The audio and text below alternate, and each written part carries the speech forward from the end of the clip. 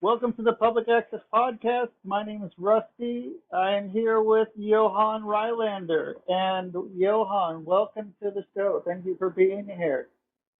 Thank you for having me. Really nice to be here. Yeah, absolutely. Yeah, thank you. And so it's Monday. Do you ever walk in somewhere and, like, I don't know, do you know the movie Office Space? Is that, What was it called? it's called Office Space? It was a movie Uh-huh. from probably like, I don't know, 25 years ago or something, maybe a little more. Yeah, Okay. I don't think I've seen it, but anyway, yeah.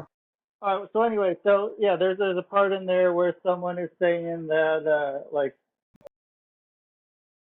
asking like the main character if he has a case of the Mondays, and like I was wondering, like, if you ever have days like that, like where you're like, oh, it's Monday, or like you're Garfield, or it's Garfield. I don't know if Garfield. Am I just throwing out weird, obscure things, or are you like Monday, like hell yeah, it's Monday, let's go do this. I Like, kind of, yeah, I would say I'm more like that. Monday, new week, new opportunities, kind of guy. Um, because every day is an adventure in my, you never know what will happen. You can kind of control things, but you also it's fun to see what life brings you, every day. So Mondays is just another day, new start to a week. yeah, and what are you gonna do on a Monday? So I mean, it's midday there now, morning something. I don't Yeah, 10 somewhere in there. o'clock. And yeah, it's the second week of my summer vacation actually. So it's taken me a week to like cool down, and yeah, get into vacation mode. So it's really nice. Did some painting yesterday here, not painting, art painting, but we painted a wall, did some repairing stuff. Today I'm going to go home, visit my parents, help my mother she bought a new lamp, a floor lamp. She wanted some assistance, so I will go there and do that. And just, Okay, take it easy. Yeah. all right. What was the color you decided to paint your wall? Well, actually, not so fun. It was white. Uh, Okay, It needed just a part of around a fuse box. They had actually before put in a new fuse box, and there were like some areas around it that needed some paint and stuff. So yeah, my okay, partner and I we took it on and yeah decided. So today's the day. okay. And so yeah, around the fuse box. I mean, that's Yeah, sometimes you get these things called the landlord special where they'll kind of paint over all the fuse boxes, or they'll paint over the light switches, or other yeah. things, just kind of whatever. But it's all, oh, okay. Am I losing you, or are you losing me, or Oh, I'm here. something? I'm here. Yeah, yeah. Okay, good. Okay, so yeah, okay. So you did some painting, and you're gonna go out a little later on. So what's vacation for you for the most part? If you were trying to acclimate for the first week, what are you doing to acclimate yourself? Well, it's about first, since I work as a auxiliary nurse, mostly mornings, get up early at 5 a.m. And so vacation for me is actually to try to just cool. Yeah, how to say is, I mean, I don't sleep too late, but I don't, at least not Oh, going up at 5. But I think many people, we talk about that at work, people ask, oh, so what are you doing for your vacation? And so many people, they put so much stuff in the 4 weeks that they come back to work, they are totally exhausted. So my notion of vacation is to actually, I'm going to go away for 2 weeks in a week. End of this week, I'm going to the west coast of Sweden It's a small island. Actually, I've been there since I was 5, so it's a beautiful little island in the west coast archipelago of Sweden. And when I went there in 1972, that's like ages ago, but it was a very picturesque little island. And now it has become more hype a little bit, but we always go to, then most of the tourists who now go there, I mean, the ones who have grown up there, they bought their parents' houses, and it has evolved into a little bit more active island. But when we go there, it's still this nice, picturesque, calm. You have cliffs, you have the sea, and it's really nice. So for me, vacation is to take it easy, to really have vacation, to just, yeah, Right. see what you do.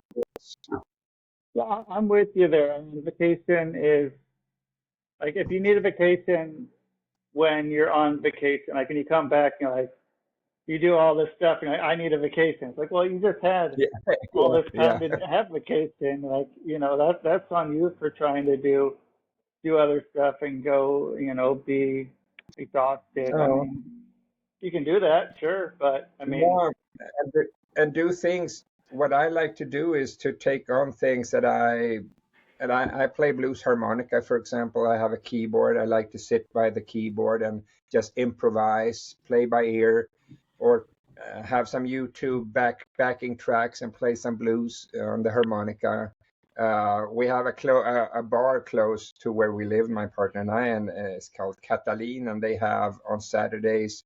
They have some free music, so just go there and hang around, and it's really nice. There are these little tiny fun things you can do that doesn't acquire so much, just to enjoy life. yeah. Uh, so your keyboard, what kind of keyboard do you have? I have oh, it's a Yamaha. It's like one of these arranger keyboards.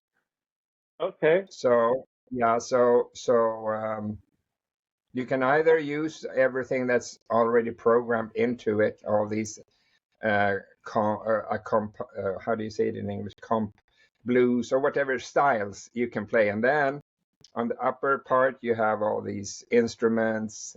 And today, wow, I say, it's so authentic. I mean, it's like you're playing a trumpet. It's like you're using whatever instrument accordion, like you can. So that's so fun because I love to improvise, and I find a style, and then I start finding the instruments, and then I get a kind of a song into my head, or Yeah. I can play this, like French romantic French summer music, if it's an accordion, for example, and boogie woogie or blues or whatever. So it's like a treat to sit by the keyboard. Um, it's really fun. But then you can actually arrange. So I haven't come to that part. I've only had it for a little less than a year. So I've just been enjoying playing. But the plan is to get to know my keyboard a little better so I can like make my own songs and put in drums, put in the bass, put in the different kind of instruments. And I mean, it's a whole adventure. Yeah. So did you just learn how to play a year ago or less than a year No, ago? no, actually, I actually, as a kid, I took piano lessons. Then Okay. we moved to Africa, to Botswana, and we stayed there for 2 years. For the first year, we didn't have a piano, so I kind of forgot I began to play written music, learn how to read music and play the notes and stuff. But then I kind of lost that, and when we got a piano the second year, I started playing by ear. So I have that ability to play, to take out songs, and then well, that was it. And then after a while, I thought that a piano is so big, you can't bring it along anywhere. So I wanted to learn an instrument that was smaller. So I tried the guitar, which wasn't my instrument, not didn't catch me. But then I thought, hey, harmonica, that's fun. Okay. So I actually, my parents, they were living in Angola by the time, and I took care of their townhouse. I lived there by myself, so nobody could. I mean, it didn't sound like you tried to, when you learn to play violin, it it's like wow. When you learn, it sounds horrible, but when the guy knows how to play, it's beautiful. But harmonica, so I had myself there, and I learned how to play melodies first, and then as I love the blues, I just wow, I would love to know how to play that, the blue tones, to bend the tones. And I practiced and practiced. I had my favorite Swedish band. It was Totta's blues band, and the guy playing harmonica, watch harmonica god. So I remember the day when I finally could bend the tones, the finally I could follow this my idol harmonica solos. I mean, I grew 2 meters, I tell you. So, okay. So you keep a harmonica on you most all the time then, just ready to Yeah, go? exactly. I mean, you can always bring it in the pocket. It's really fun. And then I noticed that you don't just have one harmonica because you have to have all the keys, Okay. C, D, E, F. So I have like 7 or 8 harmonicas, a little bag, which I bring along. But you can also have a C key. In the key of C, it's the the one that most people have, who play a C harmonica. You can play most on that one. So if I bring one, that it would be the one. But otherwise, I always have this little bag with me if I know I'm going to play Okay. So somewhere. I was going to ask you that, like, I mean, do you get, if you have it in the bag, it probably doesn't happen, but I mean, it seems like it would be a thing for pocket lint. You get a lot of pocket lint stuck in there. Does that happen? Do you get debris stuck in the harmonica, or does it stay pretty clean all the time? Yeah, you have. I actually have my harmonicas in a small little plastic box, so you have to take care of them, not just have it Yeah, stuck in there.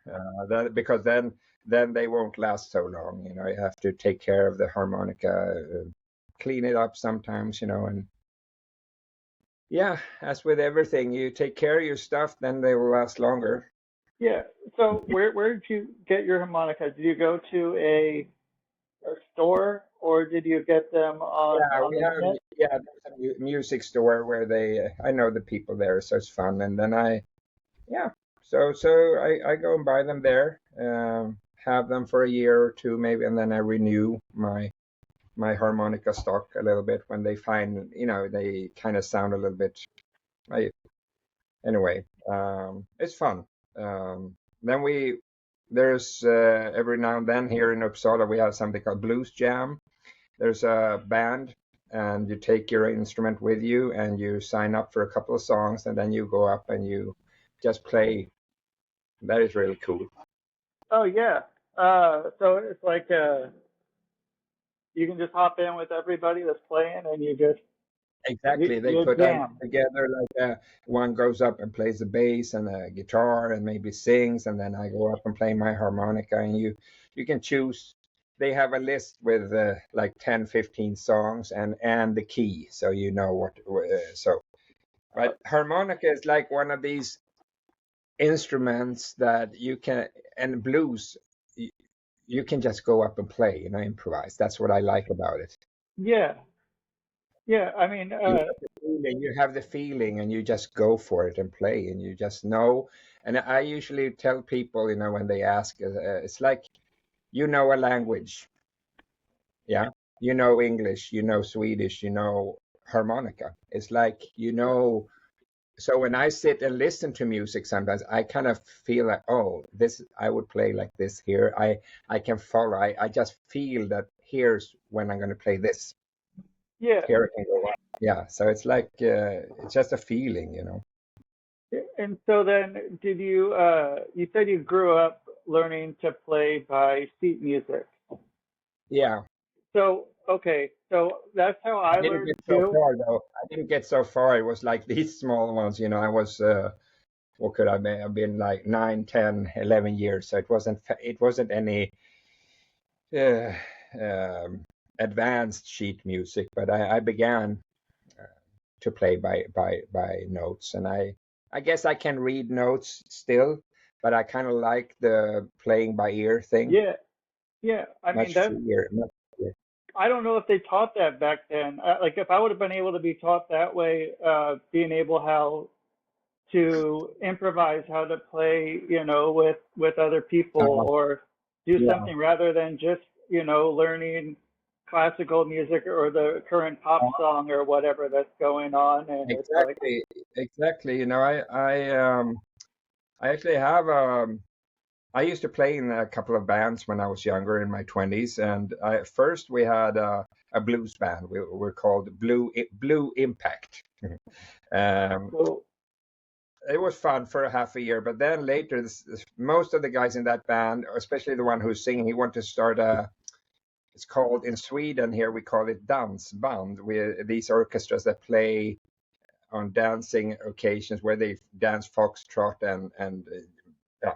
oh, So we played that for a while, but that was much more controlled because you're actually playing music for people to dance to.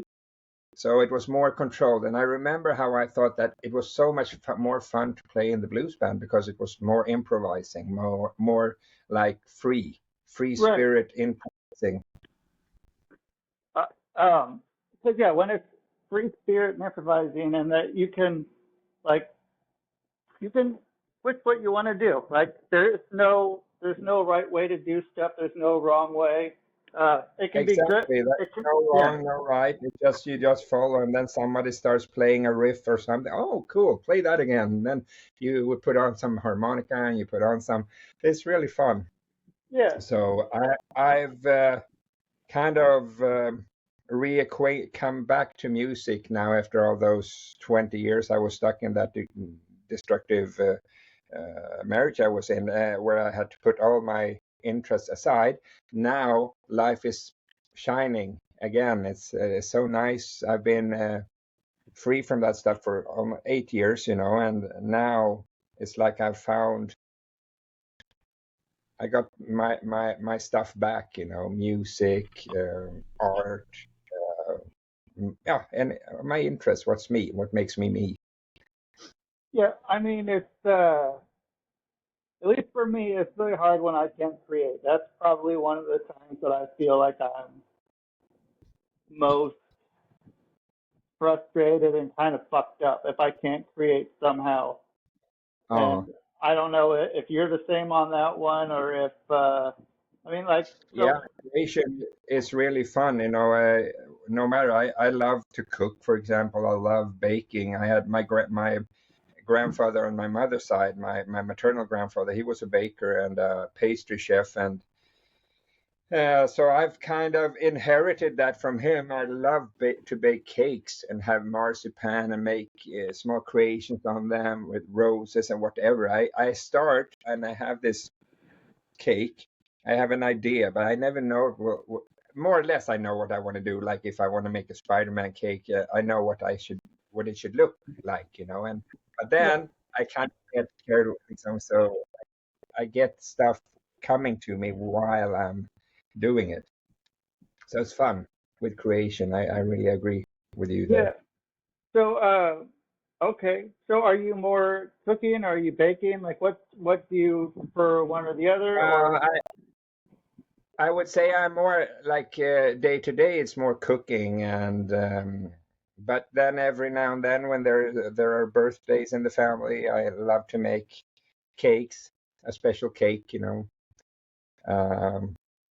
it's fun. I start making the plans up here several weeks ahead of time, and just start looking and oh, I could do this, and this would be fun. And, yeah. I mean, that's the way to do it. And I mean, that's a special present that not everyone can give. And no, yeah, no. So it's really a fun, and there are so many good things you can like what do you call it, tools for baking cakes and making these arty stuff, and but mostly you don't need so many tools. I kind of like using my hands, and I don't need so much stuff, but there is so much more now than before. You can order stuff and how, so it's kind of fun.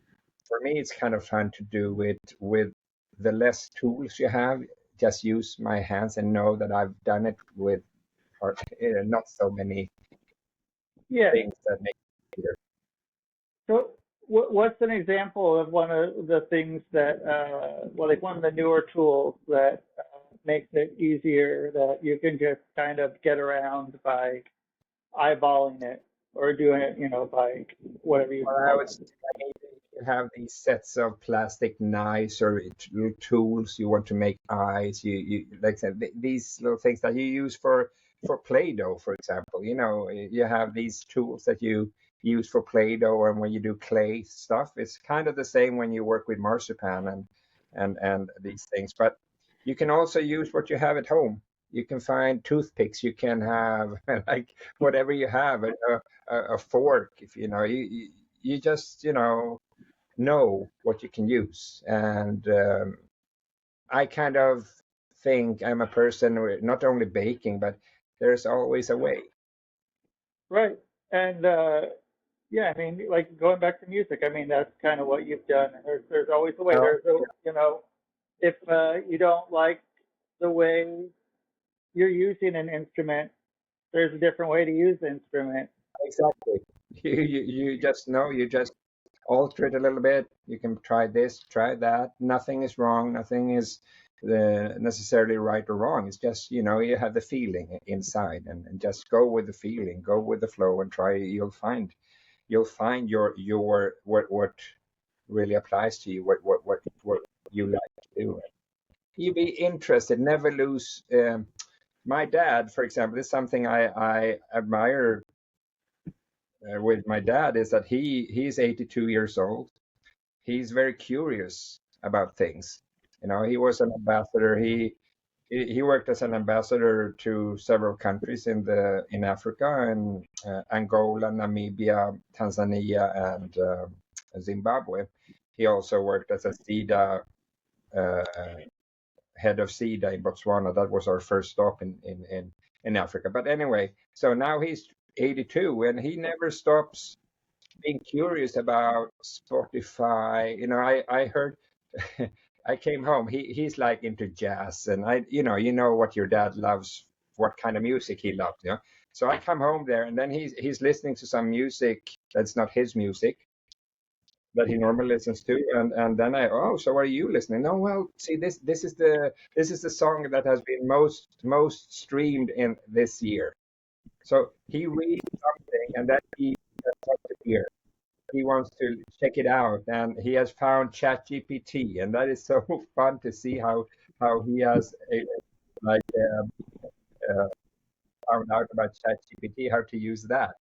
That's 82. So that is like very fun, to see those kind of things really inspire me. In my work as auxiliary nurse at the hospital, I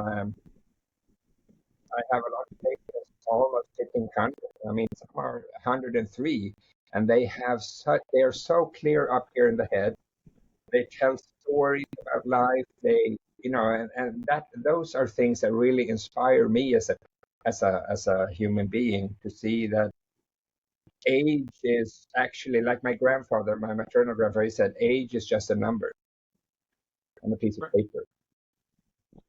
Yeah, I Yeah. mean, you're, I'm turned 59 now on the 13th of August, and I could say, oh wow, I'm hitting 60 next year. Wow, I'm getting old. No, up here in my head, I feel like as long as I love life, I do stuff. It's pretty nice to come up in this age when you have kind of control over things. You know what you like, you know what you don't like.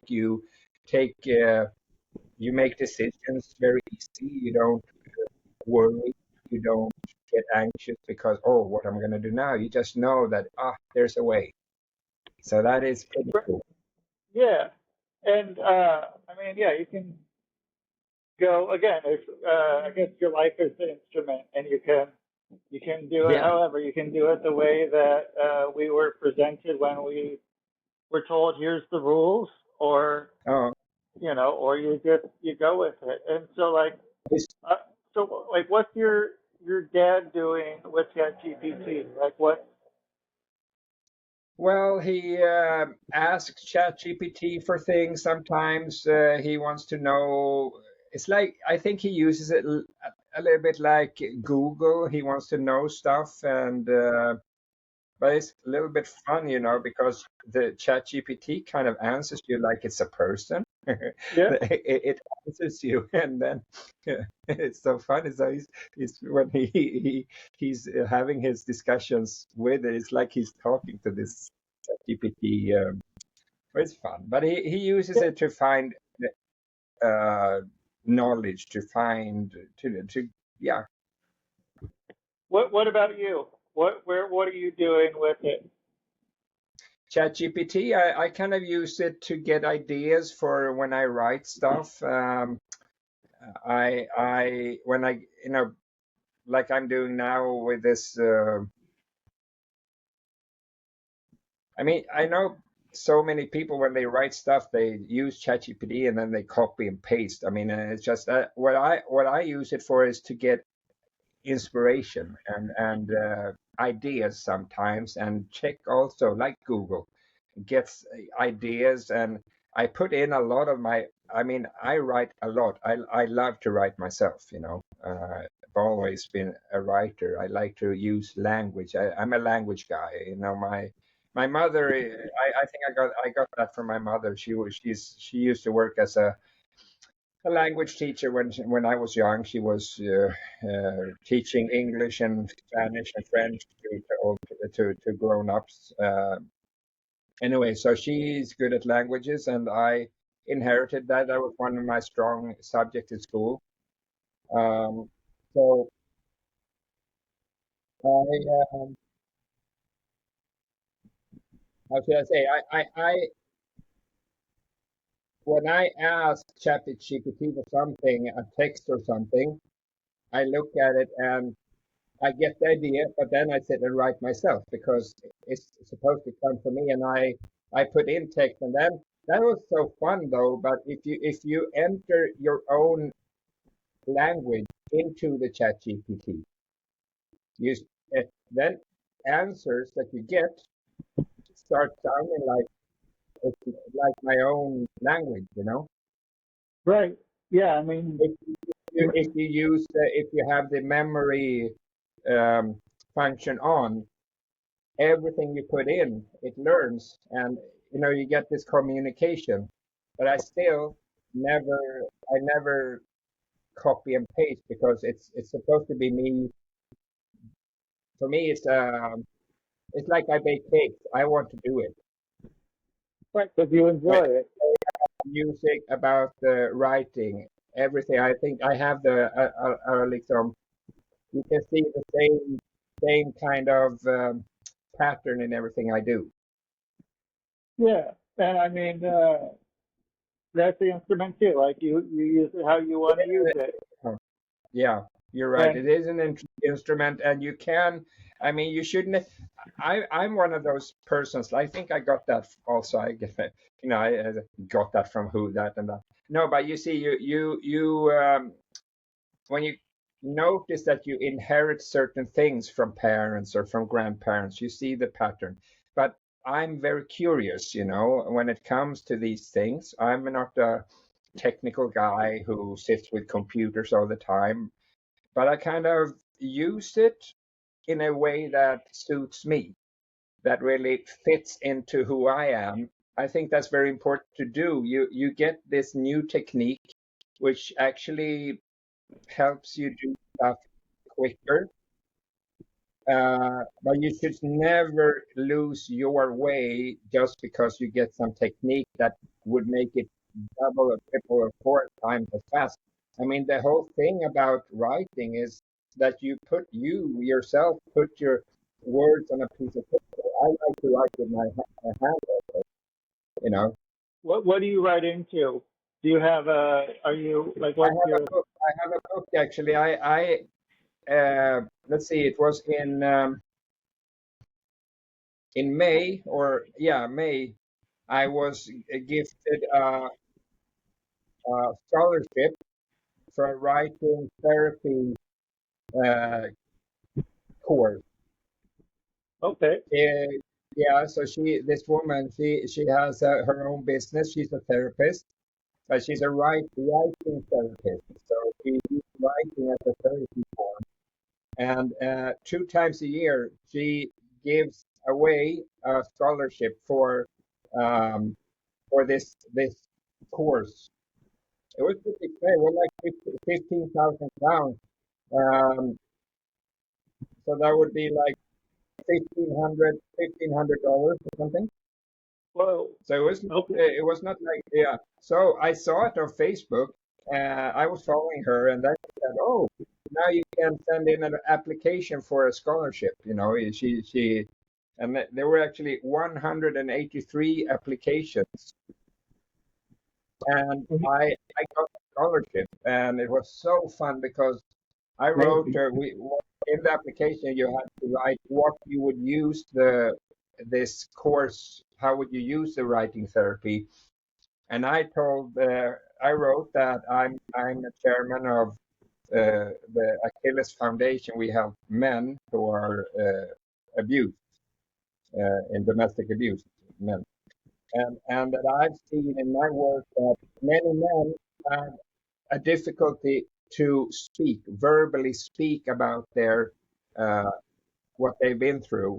You know, I'm not saying that all men are that like that, but if you compare men and women, they always say that women are much easier to talk about emotions and stuff. But so I told her that I had myself used writing therapy when I went to a psychologist after leaving this horrible um, relationship.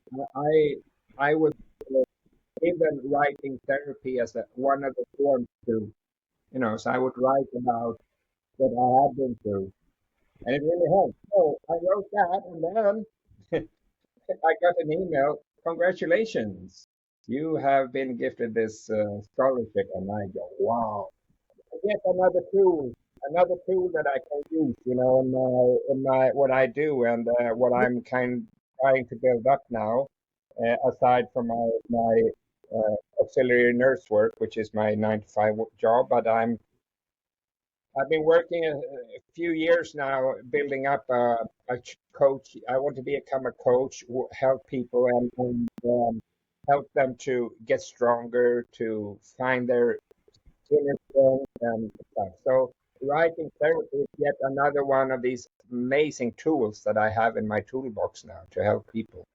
Yeah. So like, what are you writing on? Are you writing on like a notebook, or do you have like what do you have? Yeah, Like, yeah, yeah. do you have something I special, or have you just one of this. okay? What's on the front of that? It's this book actually is my partner gave it to me. She was it says Thabo Mbeki Foundation. Thabo Mbeki, he was the president after Nelson Mandela in South Africa. So he Okay. has a foundation. Yeah. So it's yeah, a notebook that she gave me. African Peace and Security Dialogue, it says. It's a nice book. Yeah. I mean, I think it matters a lot what you're writing in, or Yes, yes. um, A nice book. You should have a nice notebook and have a nice pen that you like to write with, and then it's the notepad, you and the pen, and right. it's kind of it's like an intimate feeling you have there. Just you can sit there and write and don't think. You just write stuff. You have I mean that's the thing with writing therapy. You give them the people something to write about. What makes you um, what makes you insecure in life? Just a question, and then you should start writing without thinking. And because in here you have a lot that needs to come out.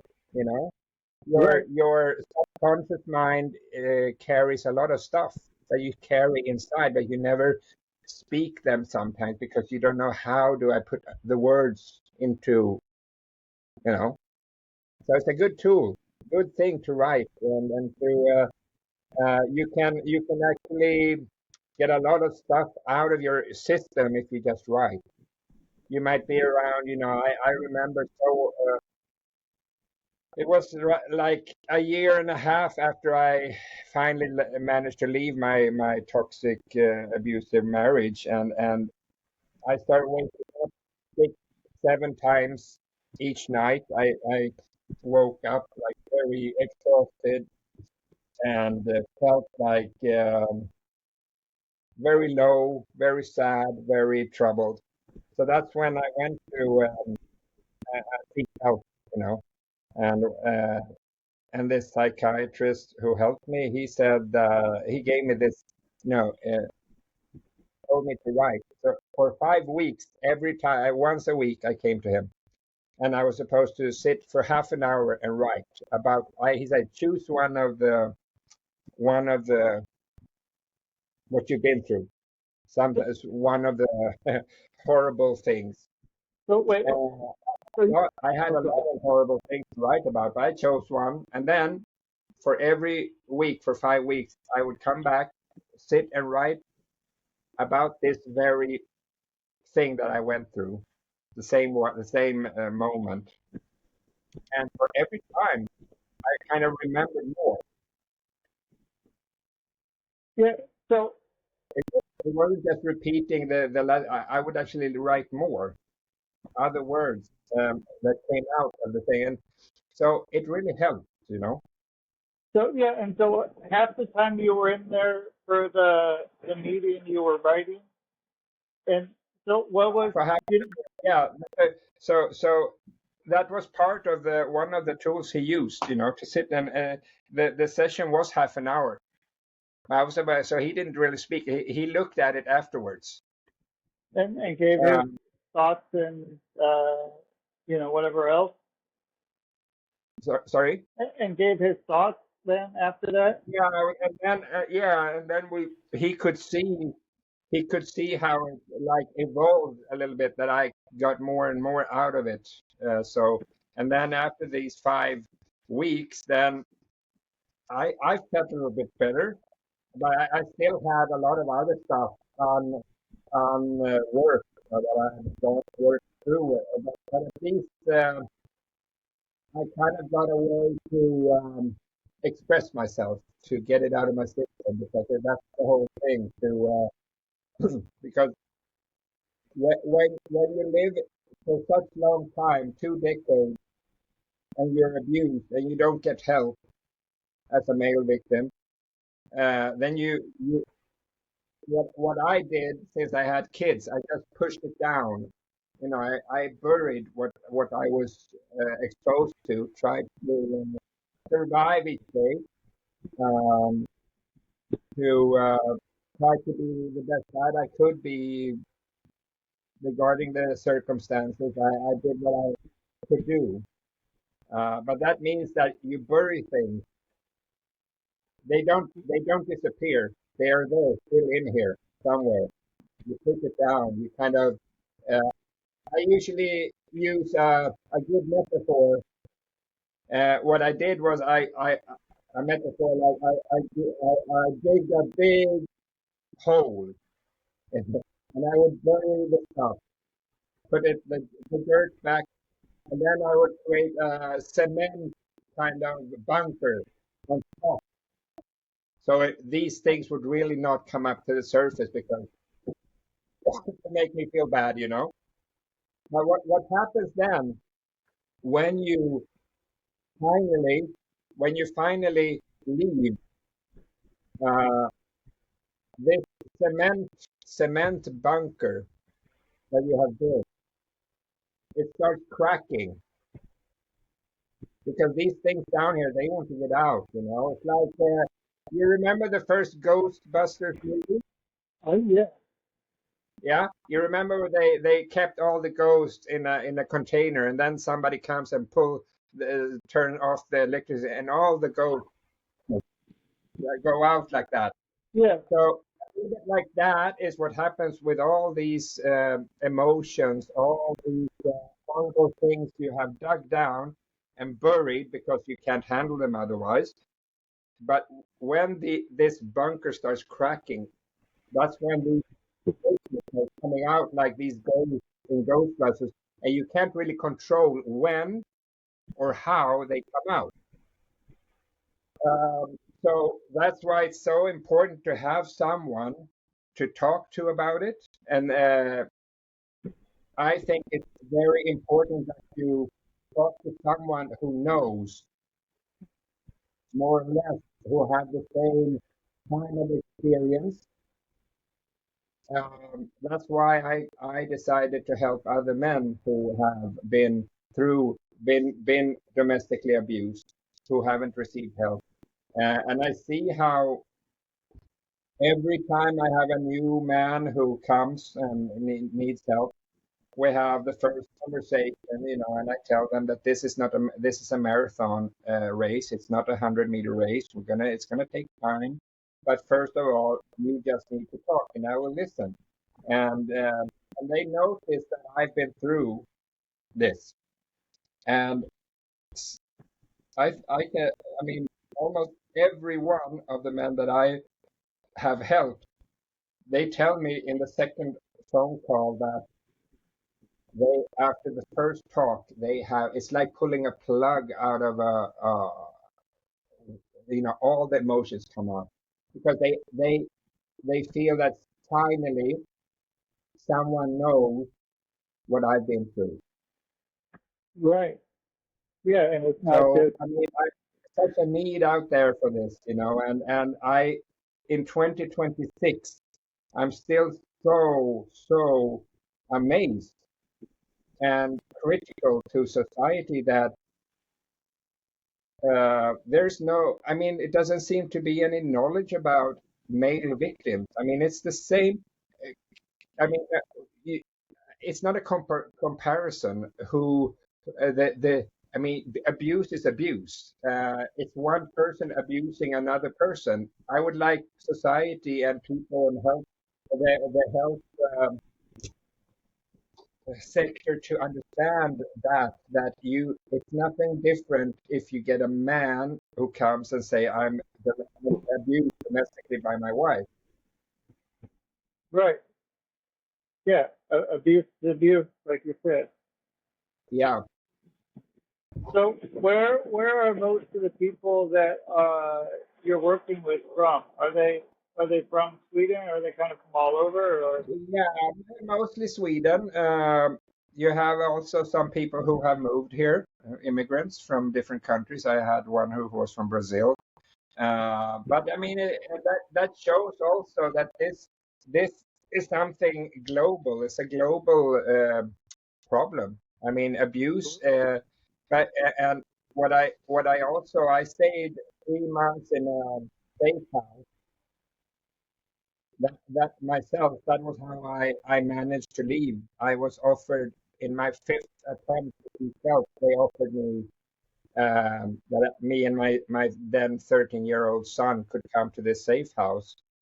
Uh, and that summer we were 3 men at this safe house who were abused, have been abused. One of them came from India, and you have different dimensions depending on where you come from, where you have a culture maybe, and he who came from India, for example, it was a very, I don't know, they have different culture when it comes to men and women roles, but still it's abuse.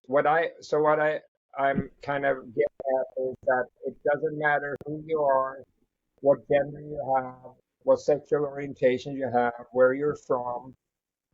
Abuse is abuse, and as soon as we get that, then I think we can start working on this. But as long as, like here in Sweden, there's this major comparison, and they always say, well, men's violence against women is more structural.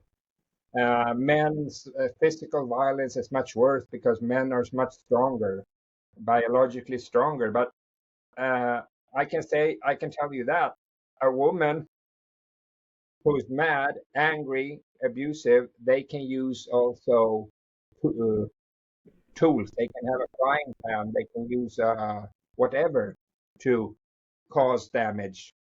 So you don't have to be physically, biologically I mean, strong, you can use stuff to hurt other people. So, Children. I mean, yeah, yeah. So I mean, so I always try in when I discuss these things, when I write a lot of debate articles for newspapers here in Sweden. I'm trying uh, to lift awareness vad heter det in English? Well, be awareness to increase the awareness about domestic violence.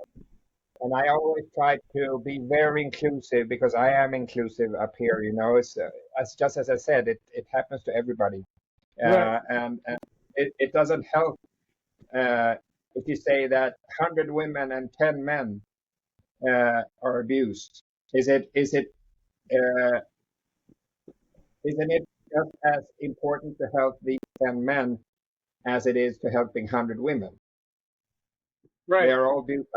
They are all abused, and you should actually, you know, and it's all about knowledge. It's all about information. It's all about getting out there. That's maybe why I'm doing what I'm doing. Not only I want to be a coach to these men or help them through my foundation, but also to write articles about it. To a couple of weeks ago, I started my Substack account, for example. I'm going to use it to write about. It's called brand research, but I mean, I work. Why I'm doing it, why I'm writing is it has like it's ground in it's based on what I went through and how long it takes to get back to who you want to be if the longer you are abused without receiving help. So I try to get out there with information. I mean, my work at the hospital, for example, also uh, I talked to my bosses and said to them that I could have a 20, 30 minute talk with my colleagues. I could have a speech, or what do you call it? Talk to them and tell them about male victims, and that it's not because we get patients and there's such a difference because everybody knows that women can be abused, but they don't really know so much about men being abused. Right. And yeah. So I mean, like, where do people like? When should people be looking for this? I mean, because usually once it's way too late. I mean, it's not too late, but it's like way past when it should have had something going on. Like, how do you reach out to those people, like, to start seeing the signs? You can see when they for you ask someone, you can see that they're a little bit nervous. They look down. You ask a man, for example, are you being domestically abused at home? One of the questions that the nurses ask is, are you abused? Are you being abused? And if you talk and ask, you can either get an answer that very quickly, no, no, you know, because men are not supposed to be victims in society. That is kind of the way you look at victimhood, that men are not supposed to be victims. I mean, historically, which is weird because we can not be victims. You have this macho way of looking at things. Um, norms, male norms in society. We men are supposed to be strong and protectors and all that. And then if you say that you are being abused, then you, as a man, you don't really know that. I remember when I was in my relationship, I didn't see it as I was domestically abused. Firstly, because nobody talks about it. You talk about men's violence towards women. You talk about women and being men. Um, so I thought what I was just, living in a relationship with someone who was not feeling well psychologically, and I had to fix it. I had to see. Uh, I mean, I didn't do what I didn't do for her doesn't exist. I mean, I tell you, I've done everything. As abused, you try to do everything so you know you will not be abused. And then you go and you seek help, and then you go to the police after having been, I was physically beaten. Uh, and I went to the police and I said to them that I've been beaten by my wife. Oh, so but what did you do first? Yeah, They automatically thought that I had done something to her first for her to beat me. And when I went to the social authority, they have this place called Nexus where you can go as a man, as a woman, but mostly men don't know because of all the people who come to Nexus, it's only 5% of the people who go there to get help are men. So I went there and it was like to sit there and they couldn't help me. They said we can't. We have to focus on the women and their kids. There are no safe houses for you for men. And I asked them, what should I do then? No, go home and just try to keep a low profile at home and don't get yourself into these fights, and maybe you can make a nice dinner for her and she'll be in a better mood. holy shit. Holy shit, yeah. Uh, so, I mean, Yeah. how uh, you see things happening, that it's so different depending on what gender you have as a victim. I mean, there are also homosexual and lesbian couples, people who are being abused. They uh, transsexual people also, and they don't get as much help as heterosexual women either because this is something there's no knowledge and so I you could say that I have two legs obviously, but my two legs are helping and raising awareness about this and try to create uh, a society where you don't see the difference in gender or sexual orientation or whatever, that you really can help everyone because uh, first and foremost, or what you say, you have children in all these families, you have the children. Yeah? So for me, the children perspective is such an important factor. You have in Sweden, you have something called child protection, or they put the child's perspective up, and they want to. It's a crime, for example, for if a child witness violence at home, it's a crime. Well, Uh, so what I'm debating there is okay, yeah, that's good, but what about all these families that are not with that where there's where the abuser is not a man but a woman or a same-sex relationship? How about those kids? Nobody sees those kids because they don't see these couples that are not so-called men's violence against women that get all the attention, all the money. I mean, these organizations that work with men's violence against women, they have tens of millions of dollars annually from the government. And who have Achilles Foundation, I do the same work. I get zero. holy shit. And Sweden is supposed to have the fame of being the most gender equal country in the world. I mean, when it comes to domestic violence, doesn't. It's such a big difference.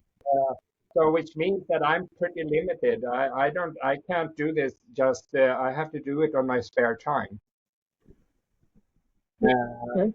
and but I do it because I'm like, I've always been someone who fights for the underdog or fight against injustice. I mean, I grew up.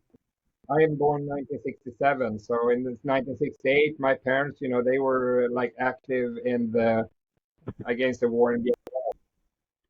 I Okay. was like, I remember as a 4 or 5 year old, I was listening to songs that were like the prog generation, but these songs that were against the war in Vietnam.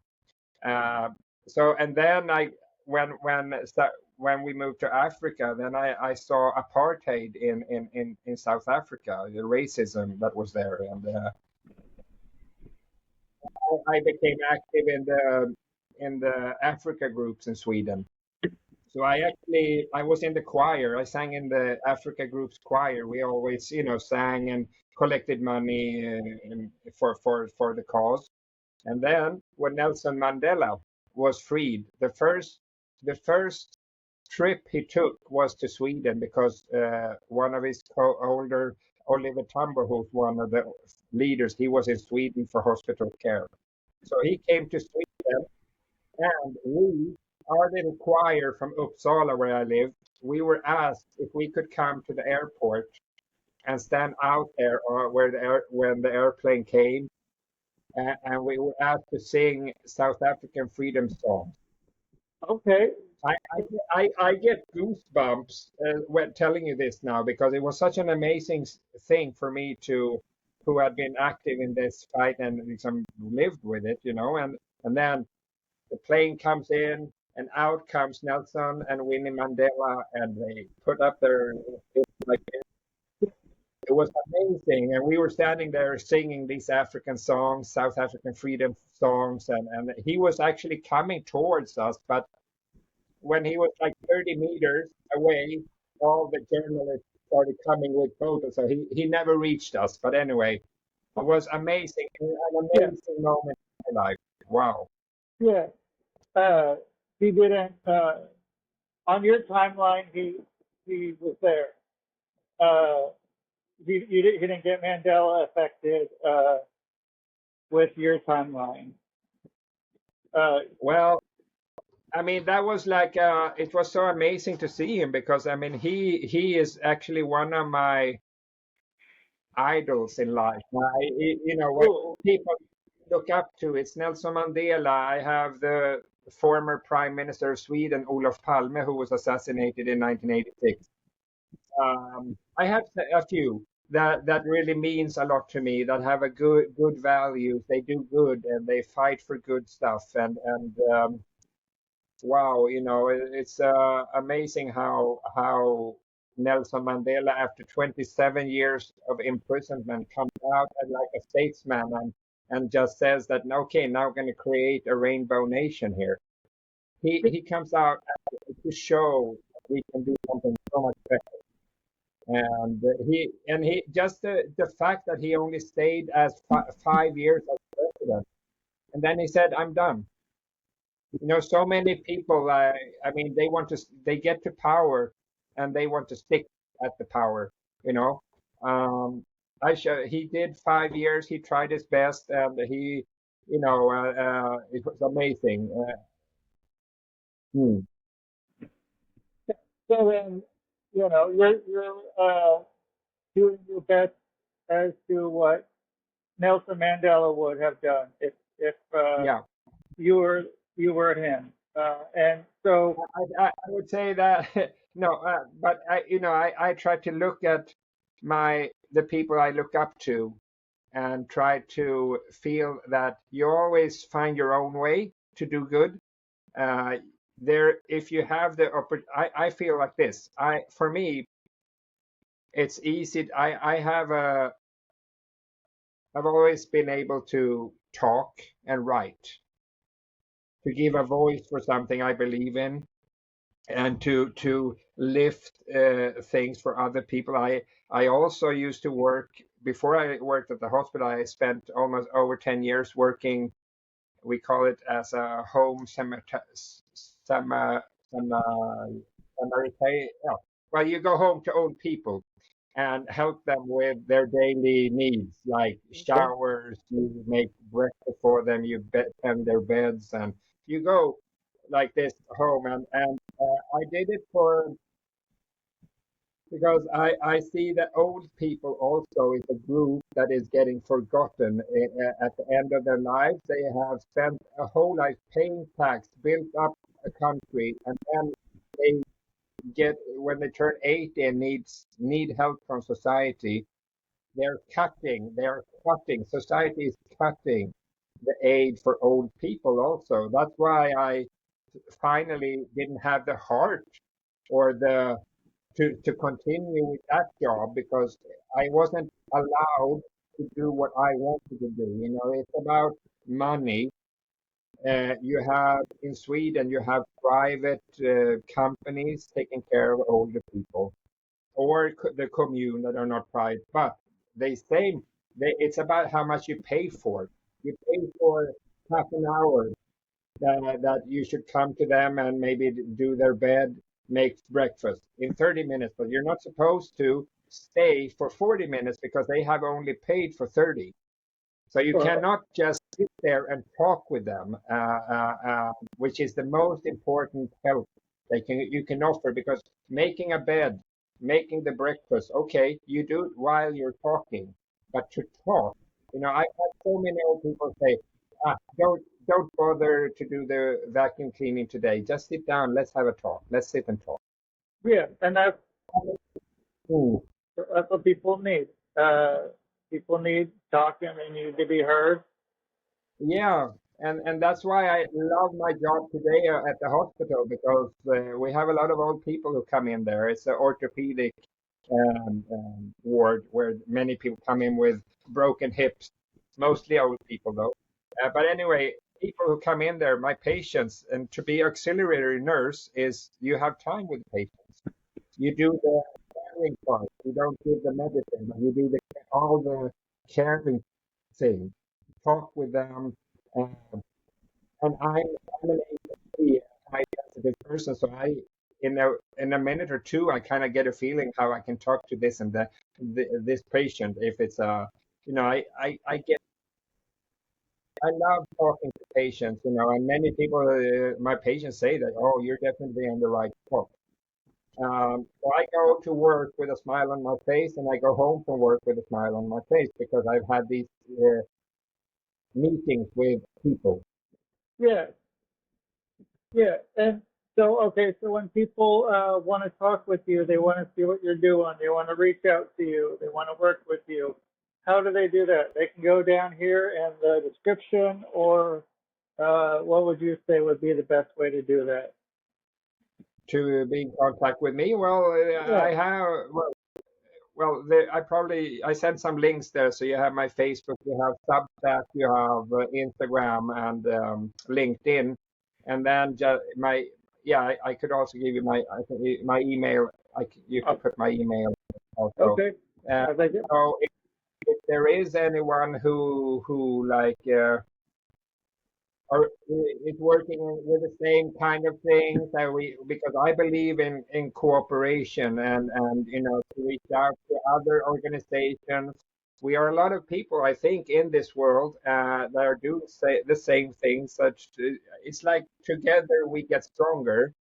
And I'm working now, as I said, I started my Substack a couple of weeks ago, and it's just in its infancy at the moment. I've just started, but I'm going to write an essay every month, every Sunday about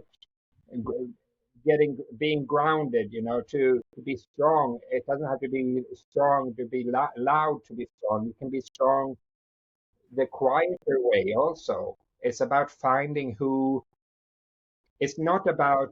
It's not only about domestic abuse. It's about, you could have been burnt out. You can be gone through a tough divorce, you have had a close relative who died, and you get really depressed. How do you get back? How do you get back? How do you build up, rebuild the strength again? How it's about, uh, taking small steps. it's taken me almost 7 years. Yeah, I would say last summer was when I felt Johan is back, like 2.0. Okay. Johan 2.0. I'm not a new person. It's not that I'm a new person. It's not becoming a new person. It's just that you take your time. It took me 7 years. That's why I think that if I can help people with my experience now, first over 20 years as an abused man who didn't receive help, I had to help myself practically. Um, but then also 7 years after, to little by little, step by step, finding a new way to cope. I have my values. I know who you wanna is. I know how I was brought up with the values, what I think myself. I've actually struggled and worked on getting my strength back, uh, and to not have any bad conscience or to stand up for what I want to do, to not just put it, before I would be one who, okay, do you want to go and do this? No, my friend would say, let's do this instead. Okay, I would give up, like, I would just follow because I didn't have the strength to kind of stand up for what I wanted to do, maybe, and just say, okay, maybe you can't do whatever what you want every time, but at least you shouldn't let everybody else be the driver, because it's Right. about being yourself, your own driver in life. And it's really interesting when you start turning your eyes inwards, inside. Who do you want to be? Who is this person? What instead of if you're going to do something that is uncomfortable, instead of saying, "What if I fail?" Instead of asking yourself, "What if I fail?" you should ask yourself, "What would the person that I want to be say?" What you know, there's nothing wrong or right. You have to just have the courage, and courage can be so many things. And there's nothing like failing as long as you do your best, as long as you know. It also comes down to getting to know who you are and not listen to what other people say that you are. I mean, you should be the master of your own, like master of the captain of my soul and the master of my fate. Like it's one of the favorite poems of Nelson Mandela. It's called in Invictus. It's a movie actually with Matt Damon and Morgan Freeman. And there, Nelson Mandela tells this guy who's playing rugby, this poem, I'm the master of my fate, the captain of my soul, or if it's the other way around, I must look that up. But it's like that you are the captain on your ship. I've been interested in Vikings, so I could say before when I was more into Viking mindset, I was the captain of my Viking ship, and you could also transform it into anything that you feel that you're the captain of your. But it's about leading your own life and know that your your thoughts matter, your personality matters. Yeah. As long as you love yourself and feel like you're in peace with yourself, then there's no limit actually where you can go things. I mean, I could easily have just done my job at the hospital, which isn't a bad thing, but I feel like I have more to give. That's why I started like to take I signed up for a course in public speaking because I felt I have much to say. So maybe if I become a public speaker, I can use some techniques. And I haven't been like that person who likes to stand in front of many people, and hold speeches. But I took this course. I I dared myself to do this. And after that, I took a course in international coaching where we studied like neurological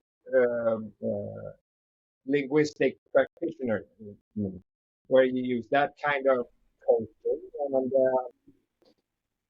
And after that, I took a course in timeline coaching, where you go back in time. It's not really I know you are into hypnotherapy, right?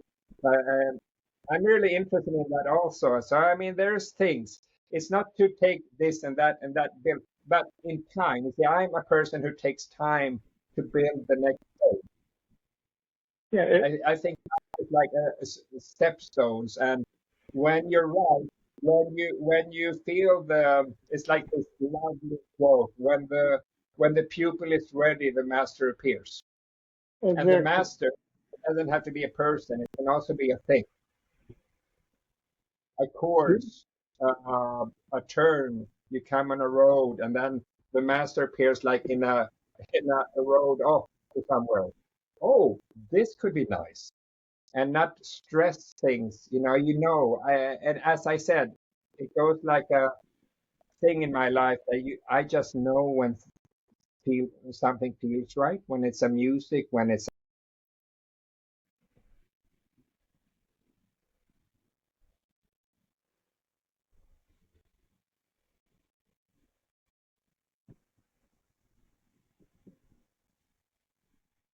Yeah, that is your chosen instrument for the day. So, yeah, thank you so much for coming on here and having the talk and getting the word out and everything else. And I enjoyed this a lot.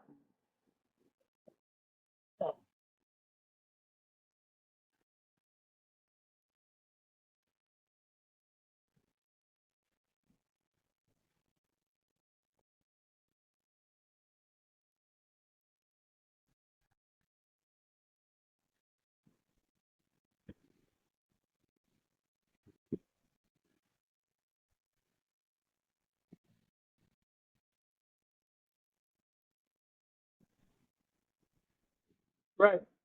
It needs to have that because that's what life is. Life is all intermingled like that. It's not just pretty bullet points and you know questions that are so perfect and eloquent, and that's nowhere near this. So it's just we're able to get where we need to get to, and get some ideas out there that maybe not have been found otherwise. Uh, yeah, and so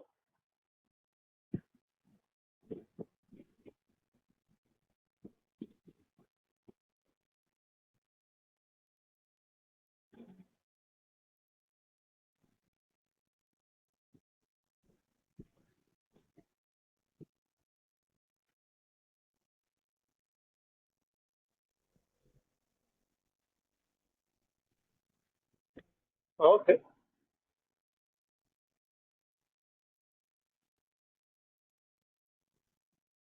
Yeah, and you wouldn't have known that had you not picked up on it and been like, oh, I should just talk to someone. And it's a lot easier to put your head down and just like, oh, yeah, that's fucking great, cool. But you can go and you can learn a lot, and you can make those connections and make the world smaller.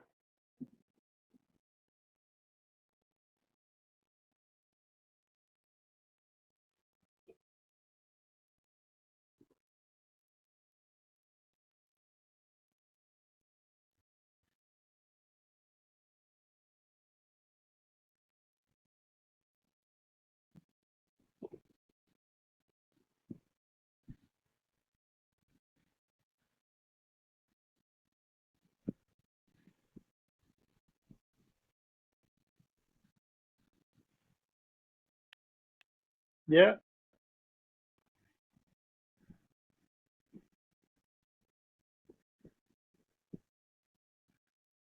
yeah. Well, thank you so much. And yeah, anyone who wants to find this, go to rustydiamond.net. You can go on there, then I'll have the podcast link in there somewhere. Just snoop around and yeah, and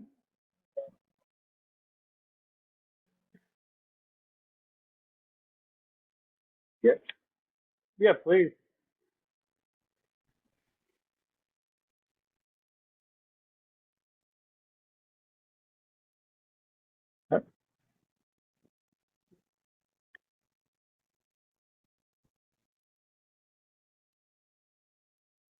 But yeah, yeah, not a case of the Mondays. So that, yeah, you're good. So yeah, thank you everyone else for listening and being here. And that's the show, man.